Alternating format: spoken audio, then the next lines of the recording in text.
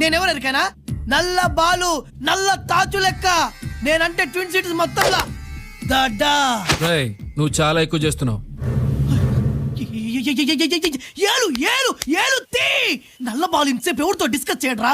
ఒకటే మాట, ఒకటే పోటు. వీడికెళ్ళి ఉరుకు ఉరుకు. అరే అరే అరే అరే అరే అరే బీపీ బీపీ బీపీ బీపీ తెప్పించకు నాకు. నేనెందుకు చూపెట్టాలనా?